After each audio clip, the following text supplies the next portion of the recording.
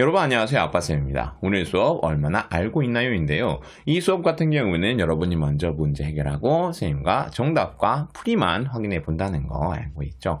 혹시 그렇지 않은 친구들은 동상 멈춰놓고 먼저 문제 풀어보세요. 자, 그러면 모두 그렇게 하고 있을 거라고 생각하고 1번부터 풀어보도록 하겠습니다. 문장을 보고 맞으면 동그라미, 틀리면 X하고 틀린 부분을 바르게 고쳐보세요. 한 모서리의 길이가 1cm인 정육면체의 부피를 1세제곱cm라고 합니다. 이 말은 맞는 말입니다. 한 모서리의 길이가 1m인 정육면체의 부피는 1제곱미터입니다. 1제곱미터, 이것은 넓이의 단위죠. 그래서 이것은 틀렸습니다. 바르게 고쳐보면 부피의 단위는 1세제곱미터가 되겠죠. 한 모서리의 길이가 1m인 정육면체를 쌓는데 부피가 1세제곱cm인 쌓기나무 10,000개가 필요합니다. 이 말은 틀렸습니다. 왜? 그렇지. 1m는 100cm입니다. 그래서 이것을 가지고 한 모서리의 길이가 1m인 정육면체의 부피를 구해보면 100 곱하기 100 곱하기 100 해서 100만 세제곱cm가 된다는 것을 알 수 있죠. 100만 세제곱cm라고 하는 것은 부피가 1세제곱cm인 삭개나무가 몇 개 있다? 그렇다. 100만 개가 있다라고 하는 것을 의미하는 것이죠. 그래서 한 모서리의 길이가 1m인 정육면체를 쌓는데 부피가 1세제곱cm인 쌓기나무는 100만 개가 필요하게 되겠습니다. 다음 2번으로 넘어가겠습니다. 전개도를 이용하여 직육면체 모양의 상자를 만들려고 합니다. 상자의 부피와 건널비를 구해보세요. 상자의 부피는 몇 세제곱cm인가요? 부피의 단위도 세제곱cm, 길이의 단위도 cm, 단위를 바꿔줄 필요는 없겠죠. 직육면체의 부피를 구하는 방법은 직육면체의 가로 곱하기 세로 곱하기 높이를 해주면 됐습니다. 상자의 전개도에 이 면을 밑면이라고 했을 때 상자의 가로는 60, 세로는 30, 높이는 100이 되겠죠. 그래서 상자의 부피는 18만 세제곱cm가 된다는 것을 계산할 수 있습니다. 다음으로 상자의 부피를 세제곱미터로 나타내어 보라고 하고 있네요. 1세제곱미터는 100만 세제곱cm였습니다. 그래서 세제곱cm를 세제곱미터로 바꿔주려면요, 소수점을 앞으로 6칸 보내면 되는 것이죠. 그러면 세제곱cm를 세제곱미터로 바꿔줄 수 있습니다. 상자의 부피는 18만 세제곱cm였습니다. 소수점을 앞으로 6칸 이동하게 되면 0.18 세제곱미터가 상자의 부피가 된다는 것을 알 수 있습니다. 다음으로 넘어가겠습니다. 상자의 건널비는 몇 제곱cm인가요? 선생님은 두 밑면의 넓이에 옆면의 넓이를 더하는 형태로 상자의 건널비를 구해주도록 하겠습니다. 먼저 한 밑면의 넓이는 60 곱하기 30을 하면 구할 수 있죠. 여기에 1을 곱해주면 두 밑면의 넓이를 구할 수 있습니다. 여기에 옆면의 넓이만 더해주면 되는데 옆면을 큰 직사각형 하나라고 했을 때 세로의 길이는 100cm가 되고요. 가로의 길이는 이렇게 되겠습니다. 더해주면 가로가 180cm가 된다는 것을 알 수 있습니다. 그래서 옆면의 넓이는 180 곱하기 100이 되겠죠. 이 둘을 더해주면 상자의 건널비를 구할 수 있습니다. 계산하면 이렇게 되고요. 계산하면 상자의 건널비는 21,600제곱cm라는 것을 알 수 있습니다. 다음으로 넘어가겠습니다. 3번. 정육면체 모양의 컨테이너입니다. 컨테이너의 부피와 건널비를 구해보세요. 컨테이너의 부피는 몇 세제곱미터인가요? 부피의 단위도 세제곱미터, 길이도 미터, 단위를 바꿔줄 필요는 없겠네요. 컨테이너는 정육면체 모양입니다. 정육면체의 부피를 구하는 방법은 한 모서리의 길이 곱하기 한 모서리의 길이 곱하기 한 모서리의 길이를 해주면 됐었죠. 자, 이 컨테이너는 모서리가 모두 4m입니다. 숫자 4를 집어넣도록 하겠습니다. 그러면 컨테이너의 부피는 64세제곱미터라는 것을 알 수 있습니다. 다음으로 컨테이너의 부피를 세제곱cm로 나타내어 보세요. 컨테이너의 부피는 64세제곱미터였는데 1세제곱미터가 100만 세제곱센티미터이기 때문에 64세제곱미터 같은 경우에는 소수점을 뒤로 6칸 보내주면 되겠죠. 보내주도록 하겠습니다. 보낸 다음에 빈자리에 0을 써주면 컨테이너의 부피는 6,400만 세제곱센티미터가 된다는 것을 알 수 있습니다. 다음 컨테이너의 건널비는 몇 제곱미터인가요? 컨테이너는 정육면체 모양이기 때문에 정육면체의 건널비를 구하는 방법을 생각하면 되겠죠. 정육면체의 건널비를 구하는 방법은 한 모서리 길이 곱하기 한 모서리 길이 곱하기 6을 해주면 됐습니다. 이 컨테이너의 한 모서리 길이는 4였죠. 그래서 숫자를 집어넣으면 4 곱하기 4 곱하기 6이 되고요. 계산하면 정육면체의 건널비는 96제곱미터가 된다는 것을 알 수 있습니다. 다음으로 넘어가겠습니다. 4번. 실제 부피에 가장 가까운 것을 찾아 이어보세요. 휴지감 먼저 살펴보도록 하겠습니다. 30세제곱센티미터, 부피가 30세제곱센티미터라고 하는 것은 가로 곱하기 세로 곱하기 높이에서 30이 나왔다는 이야기죠. 대충 숫자를 집어넣어보면요 2, 3, 5 정도 되겠죠. 조금 작은 것 같습니다. 다음 3000세제곱센티미터는 가로 세로 높이의 길이가 30, 10 정도 되겠죠. 대충 휴지갑하고 거의 크기가 같을 것 같습니다. 그리고 3세제곱미터가 있는데 뭐 이것은 생각할 필요도 없겠죠. 왜? 그래요. 1세제곱미터가 사람 한 명이 들어가고는 남는 크기였습니다. 그래서 휴지갑의 부피는 3000세제곱센티미터와 가장 가깝다는 것을 알 수 있습니다. 다음 방. 자, 방은 30세제곱미터, 3000세제곱센티미터, 30,000세제곱센티미터가 있는데 이것은 생각할 필요도 없이 30세제곱미터가 돼야 되겠죠. 왜? 그렇죠. 1세제곱미터가 100만 세제곱센티미터였습니다. 그리고 1세제곱미터의 크기는 사람 1명 또는 2명 정도가 들어갈 수 있는 크기였었죠. 그래서 정답은 바로 30세제곱미터가 되겠습니다.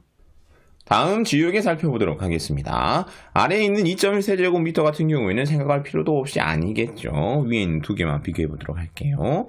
부피가 21세제곱센티미터이다. 가로 세로 높이가 대충 2.1cm, 2cm, 5cm 된다라고 생각할 수 있겠죠. 지우개 크기가 맞는 것 같습니다. 다음 2100세제곱센티미터 같은 경우에는 가로 세로 높이가 21, 10cm 정도 되겠다라고 생각할 수 있겠죠. 자, 만약에 이 크기의 지우개가 있다면 슈퍼 왕 지우개가 되겠네요. 그래서 지우개의 부피는 21세제곱센티미터와 가깝겠습니다.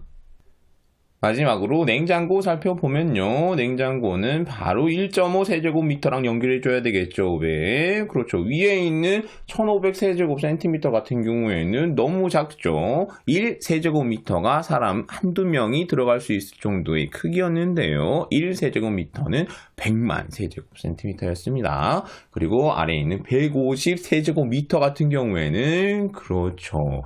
1세제곱미터가 150개가 있다. 어마무시하게 크네요. 다음으로 넘어가도록 하겠습니다. 5번.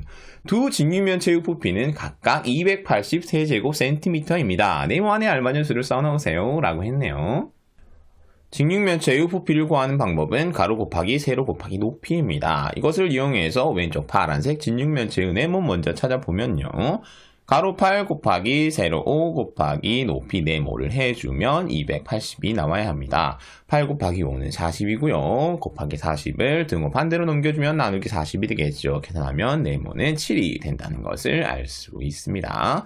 다음 오른쪽에 있는 보라색 진육면체 네모 구하도록 하겠습니다. 선생님은 편의상 이 면을 밑면이라고 생각할게요. 가로 2 곱하기 세로 10 곱하기 높이 네모를 해주면 280이 나와야 하는 것이죠. 2 곱하기 10은 20이고요. 곱하기 20을 등호 반대로 넘겨서 나누기 20을 바꿔주면 네모는 14가 된다는 것을 알 수 있습니다. 다음 6번으로 넘어가겠습니다. 준기는 과자 공장에 다녀온 뒤 과자 상자를 직접 만들어 보았습니다. 준기가 만든 과자 상자의 부피를 두 가지 방법으로 구해보세요. 라고 묻고 있네요.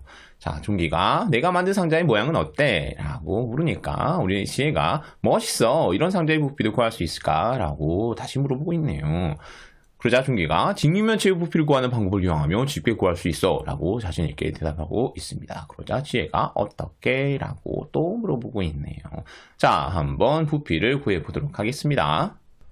첫 번째 방법은 직육면체 3개로 나누어서 구하는 것입니다. 세로로 나눌 수도 있고 가로로 나눌 수도 있는데요. 선생님은 가로로 한번 나눠보도록 할게요. 가로로 나눴으니까요. 필요한 부분의 길이를 찾아내야 되겠죠. 이 부분의 길이는 8cm에서 3cm를 2번 빼주면 됩니다. 그래서 2cm가 되겠죠. 그리고 이 부분의 길이는 7cm에서 3cm를 빼주면 됩니다. 그러면 4cm가 된다는 것을 알 수 있습니다. 자, 이제 각각의 직육면체의 부피를 구한 다음에 더해주면 되겠습니다. 그런데 이 두 녀석 위아래에 있는 큰 직육면체의 부피가 같다는 거 우리 알 수 있죠. 그래서 하나의 직육면체의 부피 구한 다음에 거기에 2를 곱해주면 이 큰 두 직육면체의 부피를 구하게 된다는 거 우리가 생각해낼 수 있습니다. 여기에다가 작은 직육면체의 부피를 더해주면 되겠죠. 작은 직육면체의 부피는 4 곱하기 2 곱하기 1을 해주면 구할 수 있습니다. 더해서 마저 계산해주면 중기가 만든 상자의 부피는 100세제곱cm가 된다는 거 알 수 있습니다. 다음 두 번째 방법은 큰 직육면체의 부피에서 작은 직육면체의 부피를 빼는 방법입니다. 빈 공간이 없이 꽉 찬 큰 직육면체라고 생각하면 이 큰 직육면체의 부피는 7 곱하기 8 곱하기 2가 되겠죠. 여기에서 작은 직육면체의 부피를 빼주면 되겠습니다. 이 작은 직육면체의 세로는 8에서 3을 2번 빼면 되니까 2cm가 되겠죠. 그리고 이 작은 직육면체의 부피는 3 곱하기 2 곱하기 2를 하면 구할 수 있습니다. 큰 직육면체의 부피에서 작은 직육면체의 부피를 빼주면 우리가 또 중기가 만든 과자 상자의 부피를 구할 수 있겠죠. 그 부피는 100세제곱cm가 되겠습니다.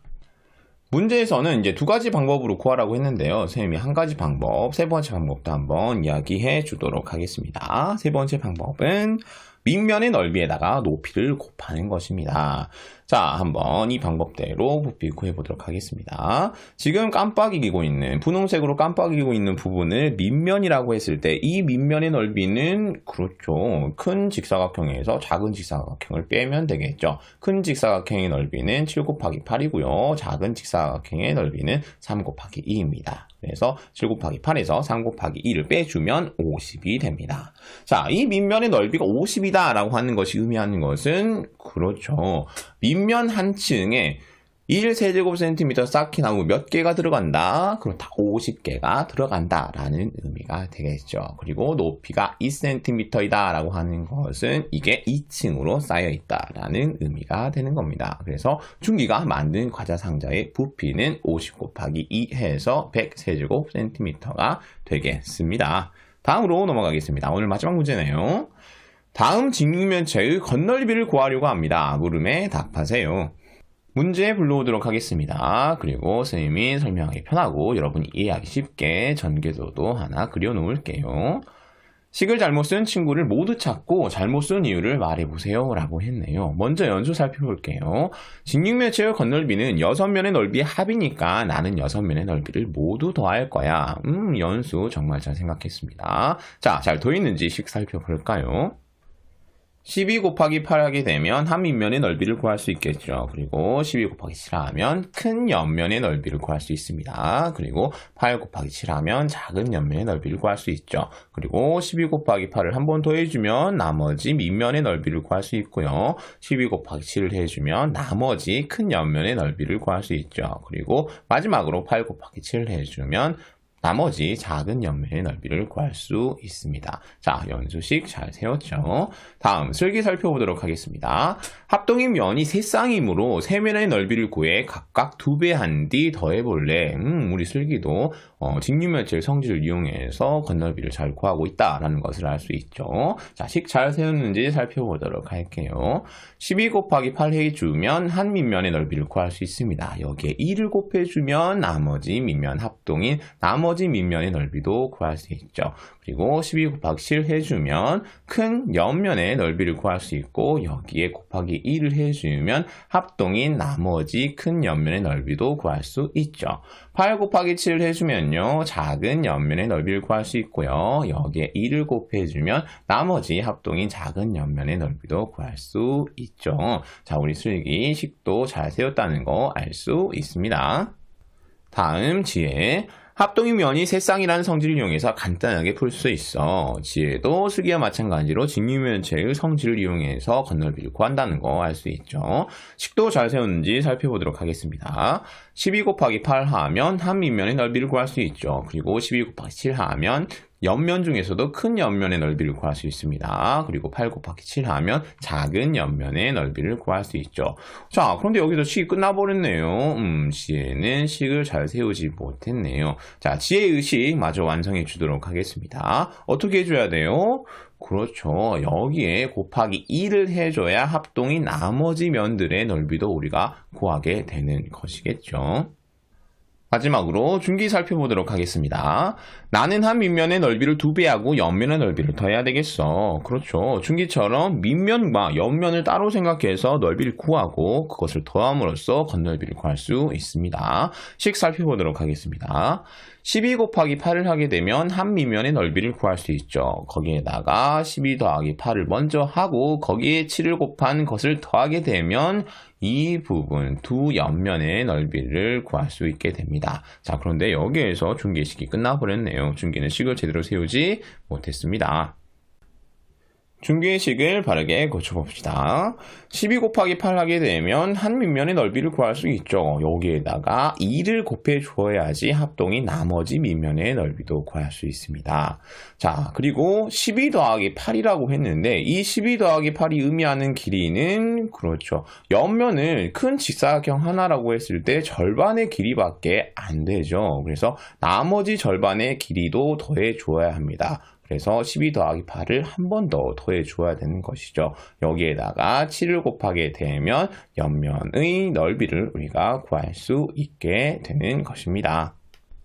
다음으로 넘어가겠습니다. 잘못 쓴 식을 바르게 고치고 직육면체의 건널비를 구해보세요. 자, 식 같은 경우에는 이미 바르게 고쳤죠. 그래서 직육면체의 건널비만 구해보면 직육면체의 건널비는 472제곱센티미터가 된다는 것을 알 수 있습니다. 여기까지 해서 오늘 문제 모두 풀어보았네요. 수업 마치도록 하겠습니다. 모두들 청출어람 하세요. 안녕.